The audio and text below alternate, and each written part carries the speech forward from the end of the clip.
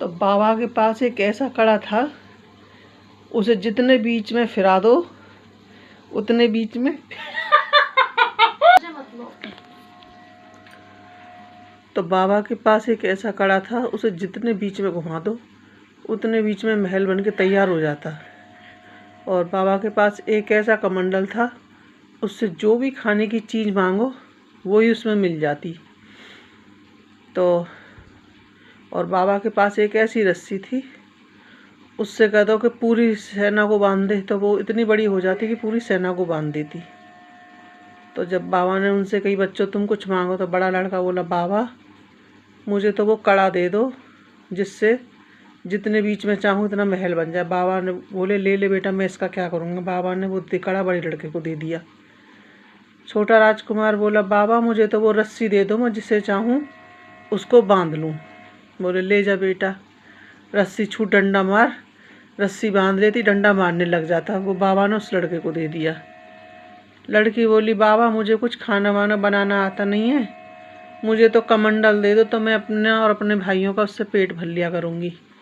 बाबा बोले, ठीक है बेटा, तू कमंडल ले ले। बाबा चले गए, तीनों बहन भाई उसे लेके आगे चले। तो चलते चलते अपने बाप के उसी नगर में पहुंच गए हुए।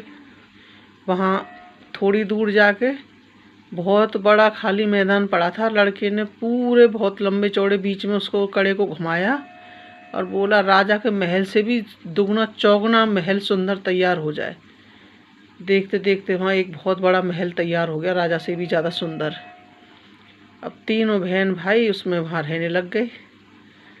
तो राजा ने सुना, भाई कोई बहुत बड़ा महल अचानक से बन के तैयार हो गया है। तो उन रानियों को भी पता लग गई। रानी समझ गई ये तो वही बच्चे हैं तीनों जो हमने फेंकवा दिए थे।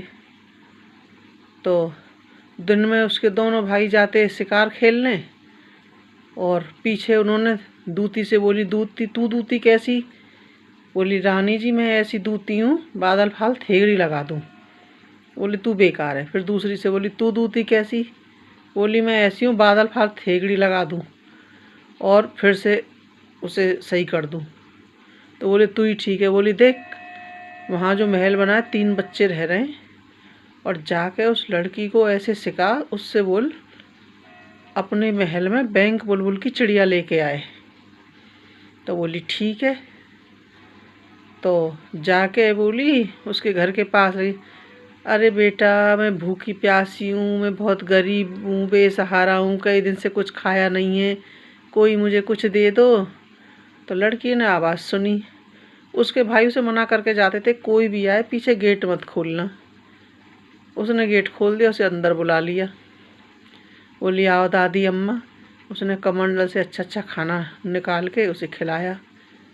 बोली, अरे बेटा महल तो बहुत सुंदर है तुम्हारा, पर अगर इसमें बैंक बुलबुल की चिड़िया होती तो बात ही कुछ और होती। बोली, अच्छा कि हाँ। दूती तो आग लगा के चली गई। बहन अनशन पार्टी लेके पड़ गई अपने भाइयों से। उसके भाई आए। भाई बोले, अरे बहन कैसे पड़ी है? बोले, भैया अब मैं जब भी उठूँगी, जब भी खाना पानी खाऊंगी पीऊँगी, जब आप बैंक बुलबुल की चिड़िया ले आओगे। बोले, बहन वो तो बहुत दूर है, हम कैसे लाएंगे? वहाँ तो आज तक जो भी गया है कोई लौट के ही नहीं आ पाया। बोली, वो मुझे कुछ नहीं पता, मुझे बैंक बुलबुल की चिड़िया चाहिए। तो बड़ा राजकुमार बोला, भाई हमारी बहन हमें बहुत ज़्यादा प्यारी है और ये मानेगी नहीं। छोटे से बोला, तू यहीं रह, बहन का ध्यान रख, मैं जाता हूँ, मैं लेके आता हूँ। तो वो चल दिया। चलते चलते चलते एक नगर में पहुँच गया। वहाँ पूछते पूछते तो बोला, भाई बैंक बुलबुल की चिड़िया कहाँ मिलेगी? बोले, अरे बेटा तू किसने बहका दिया, तू कहाँ जा रहा है? वहाँ तो आज जो भी जाता है वो पत्थर का बन जाता है। तो चल दिया, नहीं माना। बोले, कोई भी पीछे आवाज़ आए मुड़ के मत देखना। वो जैसे गया वहाँ उसे ऐसे लगा मेरी बहन आवाज़ लगा रही, उसने पीछे मुड़ के देखा, वहीं पत्थर का हो गया। अब बहुत दिन हो गए, लौट के आया ही नहीं। फिर छोटा राजकुमार बोला, मैं भाई को ढूंढने जा रहा हूँ, तू आराम से रहना। वो भी चल दिया। ऐसे पूछते पूछते वो भी चल दिया। वहाँ पहुँचा, सब मना कर रहे, बेटा वहाँ मत जा, वहाँ से कोई लौट के नहीं आता। चलते चलते वो भी वहीं पहुँच गया जहाँ बैंक बिल्कुल चिड़िया थी। तो वहाँ पे सब पत्थर की मूर्ति बने गए, कोई हंस रहा, कोई रो रहा। जैसे ही आवाज़ आई उसे ऐसे लगा कि मेरी बहन बुला रही है। उसने भी पलट कर देखा, वो भी पत्थर का बन गया। फिर उसकी बहन इंतज़ार करते करते बोली, मेरे दोनों भाई तो चले गए, मैं ही क्या करूँगी, मैं जाऊँ। चलते चलते वो भी वहीं पहुँच गई कि मेरे भाई आए थे, तुमने भाई देखे? बोले हाँ आए तो थे 2 राजकुमार, पर लौट कर नहीं आए। और बेटा तू लौट जा, तू मत जा, नहीं तो तू भी पत्थर की बन जाएगी। बोली नहीं मैं जाऊँगी। तो एक बुढ़िया बोली, बेटा जा तो रही है, देख वहाँ कोई भी कैसी भी आवाज़ आए पलट कर मत देखना उल्टा, और वो बीच आंगन में पिंजरे में टंग रही है, उस चिड़िया को उतार लेना, फिर वही तुझे उपाय बताएगी कि सारे पत्थर कैसे दोबारा जीवित हो सकते हैं। वो चलती चली गई, वहाँ सारे पत्थर खड़े, इतने राजा महाराजाओं के आदमियों के। कभी कैसी आवाज़ आ रही, कभी कैसी आवाज़ आ रही कि हमें बचा लो, हमें बुला लो, पर उसने कभी पलट कर नहीं देखा। चलते चलते एक बहुत बड़ा महल सा था, उसके बीच में पहुंच गई। वहाँ एक पिंजरा टंगा हुआ, उसमें वो चिड़िया टंग रही। उसने वो चिड़िया उतार ली। तो चिड़िया बोली, तो तू मुझ तक पहुँच ही गई? बोली हाँ पहुँच गई। अब ये बता मेरे भाई जीवित कैसे होंगे? कि एक काम कर, अपनी कन्नी उंगली काट ले और इसमें से सब के ऊपर एक एक खून की बूंद टपका दे, तो ये सब जिंदा हो जाएंगे।